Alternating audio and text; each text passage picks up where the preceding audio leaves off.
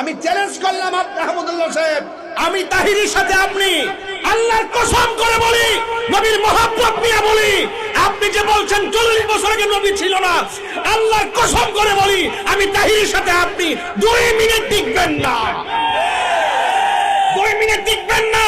যদি আপনি টিকেন যুক্তি দিয়া দলিল দিয়া এই মাইকের স্পিকার আমি ছেড়ে দিব ইনশাআল্লাহ, বলে দিলাম। ওয়াজের মাঝে আমি কথা বলবো না। তাহিরি এত সোজা মানুষ না, তাহিরি এত অশিক্ষিত কেউ না। এই অন্তত পক্ষে হুব্বে রাসূলের উপরে দলিলের কেতাবের মাধ্যমে আমি প্রমাণ করে ইনশাআল্লাহ দেখাই দিব তাহিরি ইস তাহিরি।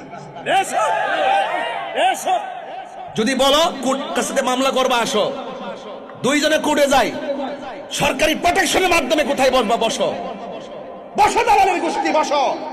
কতগুলো চাইমচা তাহির বাপের নাম লইয়া লইয়া আইসা তার বাপের দালালি করতেছে মার্কেট পাওয়ার জন্য। গড় সিজন তো ওয়াজ মাহফিল নাই, শুধুমাত্র মার্কেট পাওয়ার জন্য। কথা কোন ঠিক না বেটি? ইউটিউবে ধান্দা করার জন্য। আমার জিকির কাটতেন, আমার নামে সঙ্গীত বের করছে আমি মাজার পূজারি, সঙ্গীত বের করছে আমি বলে মাজার পূজারি। আমি কি মাজার পূজা করছি কোন সময়? মাজার কি পূজার জায়গা না জিয়ারতের জায়গা? জিয়ারত করা সুন্নত রাসূল, রাসূলের অনুমতি। এই জিয়ারতকে যারা পূজার সঙ্গে তুলনা করে তারা তো মুসলমানই না। তখন ঠিক না ঠিক? তো তোমরা মনে করছো এডিটিং করে ভিডিও করে সাইবার তোমরা খুব শক্তিশালী না? কোন সাইট কিন্তু আমরা জানা কম নাই, খুব শক্তিশালী নাকি? এই সুন্নি তরুণ যোদ্ধারা যখন জেগে যাবে, নবী বিদ্বেষীরা মাঠেও জায়গা পাবে না এবং অনলাইনেও জায়গা পাবে না। কথা কন ঠিক না বেঠে? সবাই এক থাকবেন।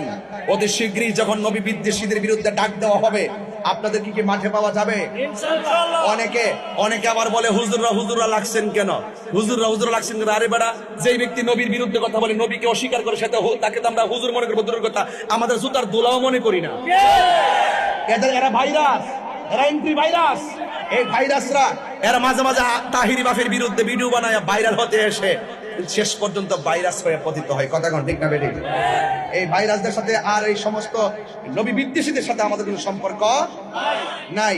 আমি মাননীয় প্রধানমন্ত্রীকে বলবো, আমি জানি আপনি অনেক বিচক্ষণ, আমি জানি আপনি রাষ্ট্রের উন্নতির খবর যেমন রাখেন, ধর্মের জায়গাটার খবর আপনি রাখেন। কারণ আপনার বাবা জাতির জনক বঙ্গবন্ধু শেখ মুজিবুর রহমান, তিনি কিন্তু ইসলামী ফাউন্ডেশন প্রতিষ্ঠা করেছেন, মাদ্রাসা বোর্ড প্রতিষ্ঠা করেছেন, এবং তিনি ধর্মের জন্য তিনি কিন্তু নিবেদিত প্রাণ ছিলেন। তিনি কিন্তু একমাত্র ব্যক্তি যিনি বলেছিলেন এই দেশকে মুক্ত করে ছাড়বো ইনশাআল্লাহ। তিনি অবিচল আস্থা তার ভিতরে ছিল। আপনি জানেন আমি কি ব্যাপারে কথা বলতেছি। আপনার কানে যদি যায় আপনি তলব করে দেখবেন, আমরা স্বাধীনতার সপক্ষের মানুষ, মুক্তিযুদ্ধের চেতনার মানুষ, আর ওরা দেখবেন স্বাধীনতার